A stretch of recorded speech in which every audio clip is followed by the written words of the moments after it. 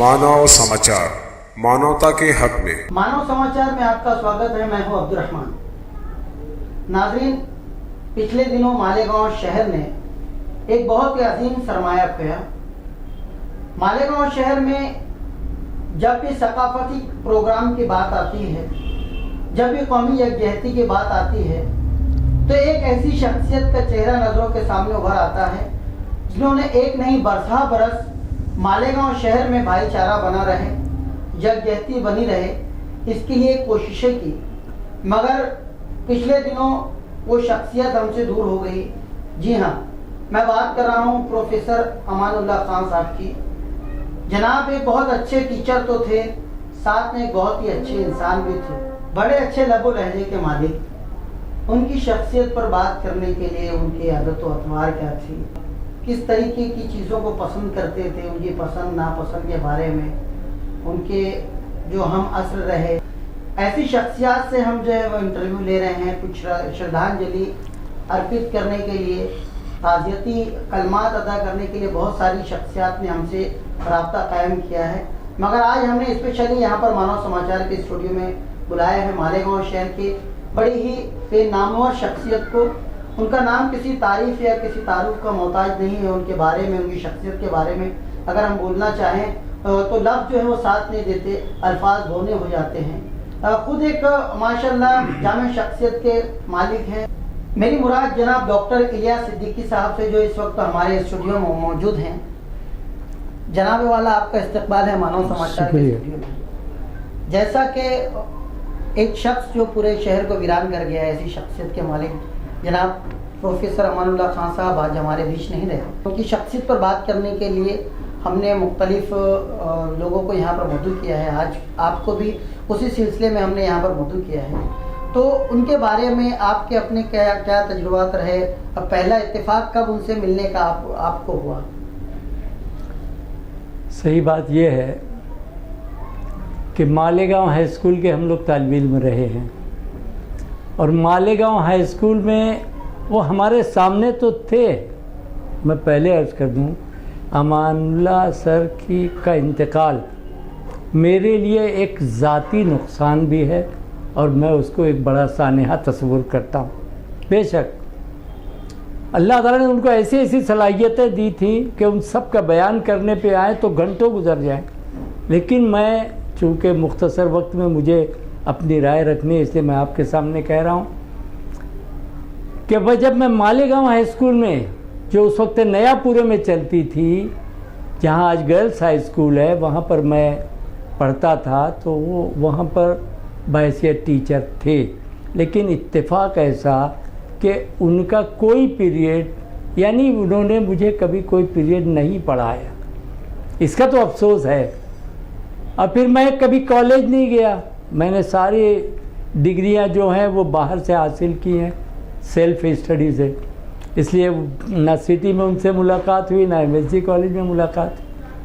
लेकिन एक बात मैं आपसे अर्ज़ कर दूं, प्रोफेसर साहब को हम इस तरीके से उस्ताद नहीं मानते, लेकिन बाकी अदब के मामले में हम उनको अपना उस्ताद तस्लीम करते थे और करते हैं आज भी।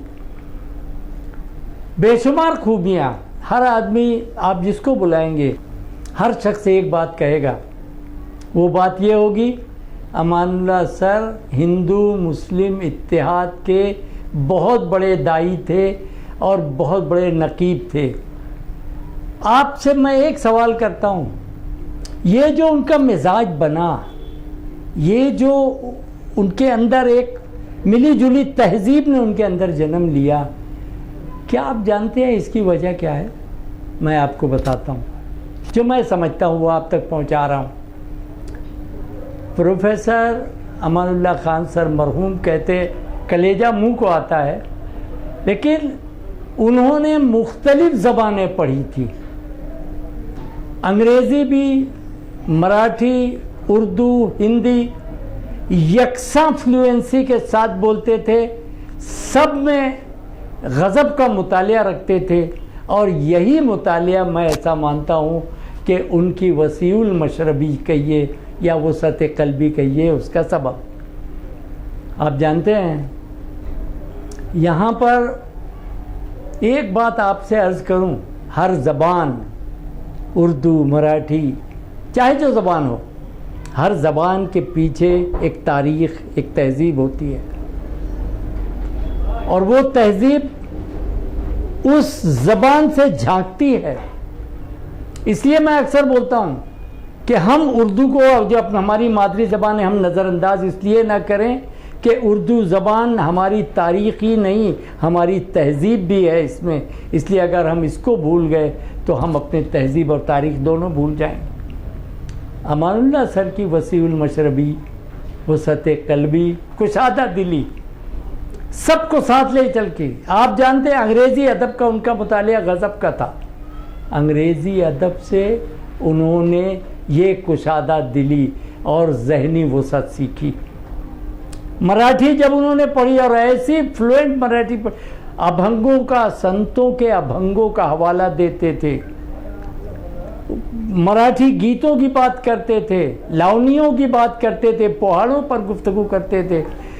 ये तमाम हिंदी में जो सूफ़ी संतों ने जो दोहे लिखे, ये दोहे ये हमको रवानी के साथ ज़बानी सुनाया करते थे, और जहाँ जहाँ हमें ज़रूरत होती थी हम उसका मतलब पूछ लिया करते थे। इसी तरीके से उर्दू के बारे में सारे तरक्की पसंद शौरा के दीवान उनको ज़बानी याद थे। तवील तवील नज़में कैफ़ी आज़मी की, फैज़ की, साहिर की और दीगर तरक्की पसंद वो पूरी ये मैं आपको सिर्फ इसलिए कह रहा हूँ कि हमारा जहन, हमारी वसअत, जहन की वसअत ये मुताले से आती है। अगर आपका मुतालिया यकसिमती है तब आप समझ लें कि आप एक ही सिमत की बात करेंगे। उनका तो 4 सिमती था, चारों तरफ की गुफ्तगू, और फिर उन सबको साथ ले चलने की बात होती। मराठी से उन्होंने ये वो जो गनायत होती है, वो नगमगी की कैफियत होती है, वो सीखी। उर्दू ज़बान ने उनको रवादारी और मोहब्बत और यगानगी सिखाई। हर ज़बान में जो जो खूबियाँ हैं खसूस, वो सब उनके अंदर हमको मौजूद नज़र आती हैं। ऐसी सूरत में अगर उनकी छाप नहीं पड़ेगी तो किसकी पड़ेगी? मालेगांव के किसी भी कल्चरल प्रोग्राम को हम लोग सोच भी नहीं सकते थे कि प्रोफेसर साहब के बगैर वो कल्चरल प्रोग्राम होगा। मौसीकी का और सबसे भाई अब मुशायरे का, मैं तो शायर होने की हैसियत से हम लोगों की मुलाकात अक्सर मुशायरे में होती थी। मैं तो अमानुल्लाह सर की ये दाद देने का अंदाज़, वाह वाह का, ये जो लंबे लंबे हाथ वो उठाकर दाद दे, वो मखसूस अंदाज़ आज भी मेरी नज़र में पूरा के पूरा छाया हुआ है।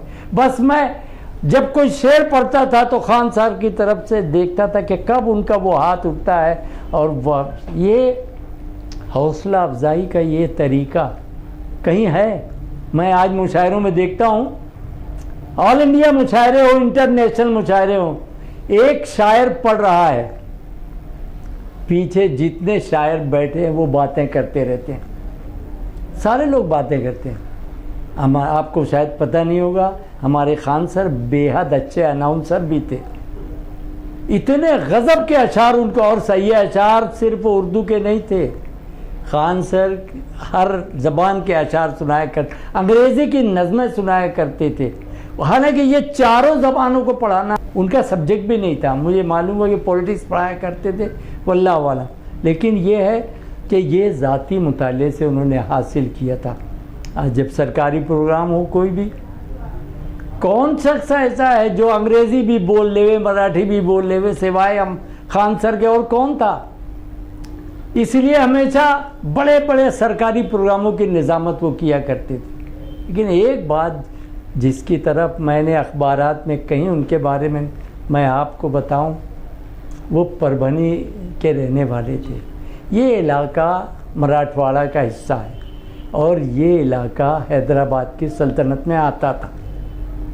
मुझे याद है खान सर सुकूत हैदराबाद, जब हैदराबाद पर पुलिस एक्शन हुआ था, उसकी दास्तान इतनी रोंगटे खड़े कर देने वाली दास्तान सुनाते थे। मैं सोचता था कि ये शख्स क्या क्या बर्दाश्त करके आया है। उन्होंने अपनी ज़िंदगी में बहुत कुछ देखा था, तजुर्बे से देखा था, मुतालिया किया था, मुशाहिदा किया था, उनकी ज़िंदगी जो थी वो एक, सचमुच मैं बोलूं, हम लोग उनकी ज़िंदगी से, उनके तजुर्बात से, उनके मुशाहिदात और मुतालियात से मुकम्मल तौर पर भरपूर फ़ायदा नहीं उठा सके। लेकिन एक बात यह है, उनसे हमने एक चीज़ सीखी, जब आप किसी चीज़ में पढ़ें, किसी सब्जेक्ट को आप लें कि इसमें मुझे मास्टरी चाहिए, तो फिर उसको ग्रास्प करके अपनी गिरफ्त में लेने के लिए पूरी कुव्वत लगा देना चाहिए, यहाँ तक कि आप उसके अथॉरिटी बन जाएं और लोग आपके हवाले से उसके बारे में गुफ्तगू करें। खान सर ने ये किया था। एक बात उनके थे, ये ज़बानों का सीखना जो एक कुदरती बात भी है, बाज़ लोगों को सारी ज़बानें आती चली जाती हैं, एक अजीब DNA है इसमें, या क्या चीज़ है मुझे नहीं पता। हमारे साबिक वज़ीर आज़म नरसिम्हा राव 14 ज़बानें जानते थे। खैर ये तो हमारे खान साहब की 4 ही ज़बानें थी, इसके अलावा और कुछ जानते होंगे, मसलन उधर मराठवाड़ा की तरफ रहने की वजह से तमिल तेलुगु वगैरह उनको आती होगी, मुझे उसका पता नहीं। लेकिन मैं ये जानता हूँ कि उनकी जब मुलाकात मुझसे हुई, मैं अक्सर उनके घर पे जाके हज़ार खोली में बैठा करता था, थोड़ी सी चिट चैट हो जाती, गुफ्तगू होती थी। कभी कभी हारून फराज सर मरहूम और मैं चले जाया करते थे। हमको तो खान सर को सुनना था उनके मुंह से, और उनकी मुस्कुराहट, वो मलकूती मुस्कुराहट जो हमेशा उनके होठों पर रहा करती थी, वो मुस्कुराहट और उनका दाद देने का और हौसला अफजाई का अंदाज़ और उनका नज़्में पेश करने, सारी चीज़ें मैं हमारे लिए, हम जैसे लोगों के लिए, मैं खुद नाज़िम मुशायरा रहा हूँ, लेकिन जब मैंने बज़्म अरबाब ज़ौक़ के तहत एक मुशायरा करना चाहा मालेगांव हाई स्कूल के कंपाउंड में, तब मैंने निज़ामत के लिए प्रोफेसर अमानुल्लाह सर से ही गुजारिश की कि हज़रत इसकी निज़ामत आप करें। और सदारत हमने रुबाई, महाराष्ट्र में सबसे बड़े रुबाई को शायर हमारे सोहेल मालेगावी साहब को हमने सदारत दी। मुझे ये कहते कि हमने शायद बोलता हूँ और लोगों ने उठाया होगा मुझे नहीं पता, लेकिन ड्रामा हो, म्यूज़िकल प्रोग्राम हो, कल्चरल एक्टिविटीज़ हो, गीतकार हो, कुछ भी हो, अमानुल्लाह सर की मौजूदगी उस प्रोग्राम की, या जिस फनकार के सामने अमानुल्लाह खान सर बैठे हों, उसकी कामयाबी की ज़मानत हुआ करते थे। और ये हमारे साथ तो बहुत हुआ। मैंने कहा कि हम नाजिम थे, मुशायरे में निज़ामत में करता था, मुशायरे में दाद बटोरने के लिए मेरे पास अशार बहुत थे और मैं दाद बटोर लिया करता था, लेकिन जब खान सर सामने होते थे मेरी ज़बान रुकने लगती थी, इसलिए कि बेहतरीन निज़ामत, उनकी रवानी देखने की चीज़ रहती थी। आप बताइए, यहाँ पर हर शख्स को आज एक चीज़ की फ़िक्र है, मैं जो कहता हूँ वो आप सुनिए और दाद दीजिए। खान सर ने तो शायद ज़िंदगी में कभी कोई शेर भी नहीं कहा, अपना सुनाने की बात जाने दीजिए, लेकिन तरक्की पसंद शोरा की तूल तवील नज़में वो हमको सुनाया करते थे, मुशायरों में आके तबसरा करते हुए, तासुरात देते हुए सुनाया करते थे और हम लोग झूम झूम जाया करते थे। हम उनकी सारी एक्टिविटीज़ के साथ साथ ये कभी नहीं भूल सकते कि वो एक टीचर थे। मुझे जो अखबारात से रिपोर्टें मिली, सोशल मीडिया पर जो मैंने उनके बारे में कुछ लोगों के तासुरात देखे, मैंने कहा कि वो मेरे टीचर कभी नहीं रहे, और जहाँ वो पढ़ाते थे मैं वहाँ कभी एडमिट भी नहीं हुआ, दाखिल भी नहीं। लेकिन मुझे जो बताया गया वो मैं आप तक पहुँचाना चाहता हूँ। अक्सर दूसरे असातिज़ा जब दाखिल होते थे किसी क्लास में तो हूटिंग होती थी, टॉन्टिंग होती थी, चिल्लाहट होती थी, शोर होता था, शोर व शगफ होता था और डिसिप्लिन कायम नहीं रहता था। लेकिन जब खान सर क्लास में दाखिल होते थे तो ये उनकी कद्दावर शख्सियत का असर नहीं था कि लोग खामोश रहते थे। ये जो कॉलेज के तलबा है ना, किसी को नहीं छोड़ते, इसमें किसी की लंबाई नहीं नापी जाती किसी को सताने में। लेकिन खान साहब, मैं उनको बोलता हूँ कि वो टीचर नहीं थे, वो जादूगर थे, जादूगर थे। ऐसे जादूगर के जब वो क्लास में जाते थे तो पूरा क्लास पढ़ाना शुरू करते थे तो क्लास पर जो शहर जादू तारी हो जाता था और लोग उनकी तरफ मुसलसल ताकते हुए बुद्ध बने हुए उनके लेक्चर को सुना करते थे। ये मुझे बताया गया है। अगर ऐसा है तो उनसे बड़ा कामयाब टीचर कोई नहीं था। लेकिन अब फिर मैं एक बात समझ, क्या इस बात से जो मैंने आपके सामने पेश की, क्या हमारे असातिज़ा को कुछ सबक मिलता है? उससे से एक ही सबक मिलता है। अगर आप पढ़ाने के लिए जब दाखिल हो रहे हैं, आपके अपने सब्जेक्ट की मुकम्मल तैयारी है, आपने मुकम्मल नॉलेज ग्रास्प कर ली है और तलबा को पढ़ाने के लिए आपने प्री प्लानिंग कर ली है, मंसूबाबंदी कर ली है, कैसे पढ़ाऊंगा, क्या बोलूँगा, कैसे रहेगा, क्या पेश करूँगा। अगर ये सब मंसूबाबंदी आपने कर ली है तो आप भी अपनी क्लास को, तलबा और तालिबात को मिसमराइज कर सकते हैं, हिप्नाटाइज कर सकते हैं, और वो बराबर आपको मुसलसल सुनते रहेंगे और आप एक कामयाब टीचर की तरह उन तक अपनी नॉलेज जो है पहुंचाते जाएंगे। लेकिन इसके लिए भरपूर मेहनत, हर सब्जेक्ट में, हर पीरियड में मेहनत की ज़रूरत पड़ती है। ये सिलसिला आजकल कम हो गया, अल्लाह माशा अल्लाह जो असातिज़ा कर रहे हैं, अल्लाह ताला उन्हें मज़ीद तौफीक दे, दूसरों को भी तौफीक दे कि वो इस तरीके से मुकम्मल तैयारी के साथ और भरपूर नॉलेज के साथ। टीचर का काम सिर्फ ये नहीं है कि टेक्स्ट बुक में जो कुछ आया उतना पढ़ा के छुट्टी ले। मुझे बताया गया कि खान साहब तो पढ़ाते पढ़ाते दुनिया जहाँ की बातें पेश किया करते थे मिसालों के साथ। तो इस तरीके से हम अपने जहन को भी वसी करें और अपने तलबा को बेहतरीन तदरीस का नमूना उनके सामने पेश करें, ये उनसे हमको सबक हासिल होता है। सर, ताज़ियती कलमात आपके बारे में मैं चाहता हूँ क्या? इससे ज़्यादा मैं ताज़ियत और क्या करूँ कि उनको, उनकी वफ़ात को मैं उर्दू अदब का यकजहती की जो मुहिम चलती है उसका ख़ुद मेरा ज़ाती नुकसान समझता हूँ। मालेगांव में उनकी जोड़ी हारून बीए साहब से थी। अगर हम कल्चरल प्रोग्रामों में हारून बीए और प्रोफेसर मंडा खान साहब को नज़रअंदाज कर दे तो मालेगांव से कोई कल्चरल प्रोग्राम हमारे सामने नहीं रहे। यही दोनों शख्सियतें थी जो मिलजुल कर ये सारे प्रोग्राम किया करती। हारून साहब की आंखें बंद हुई, अब खान सर भी नहीं रहे। कोई, मुझे नहीं लगता कि अब कल्चरल और सकाफ़ती प्रोग्रामों में कोई बहुत ज़्यादा जान डाल सकेगा। ये लोग रहते थे तो बड़े बड़े तरक्की पसंद शोरा को मालेगांव ले आया करते थे। अब वो भी सिलसिला मुनक़ता देते होंगे। मान के चलो, मैं ये अपने शहर का, ये एक बात याद रखिए, वो यहाँ के नहीं थे। जैसे मुकीम असर यहाँ के नहीं थे, अमानुल्लाह खान सर यहाँ के नहीं थे, लेकिन इसका मतलब ये जब जिसको उन्होंने वतन सानी बनाया, मैं ऐसा मानता हूँ उन्होंने अपने इस वतन सानी को क्या दिया। जब ये मैं सोचता हूँ तो मुझे पता चलता है कि हमारे अमानुल्लाह सर हों या मुकीम असर साहब हों या इस तीसवीं जो शख्सियत जो बाहर से आए और भी हैं, मैं सबके नाम ले नहीं सकता, लेकिन इन लोगों ने हमारे समाज को, हमारे अदब को, हमारी ज़बान को बहुत कुछ दिया है। और ये अब शायद ही कोई इतना ज़्यादा काबिल हमारे दरमियान मौजूद हो जो उनकी जगह पूरी कर सके। और इसको तो मैं अपना ज़ाती नुकसान भी समझता हूँ, इसलिए कि वो मेरी इतनी हौसला अफजाई करते थे और कभी कभी मेरे शेरों पर तंज़िया तनकीद भी किया करते थे, लेकिन इसके बावजूद मैं उनका बहुत एहतराम करता था। और अब जब आज वो हमारे दरमियान नहीं है, मैं अपने गहरे रंज, गहरे दुख का इजहार करता हूँ।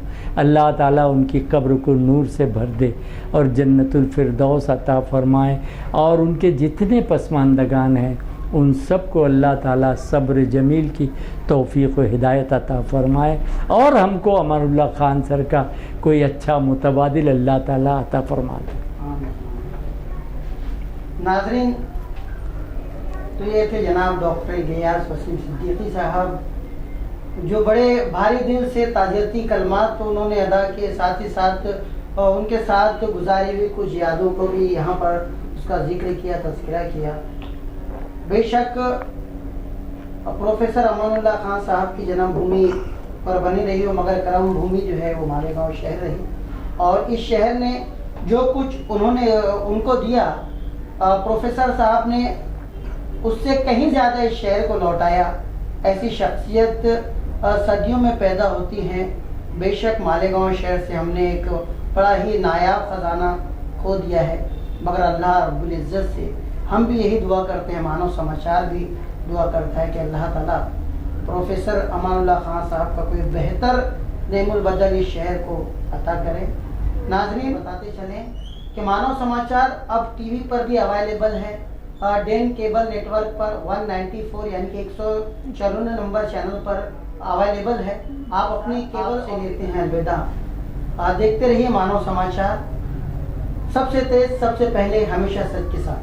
राजधानी हो राजधानी, राजधानी हो राजधानी।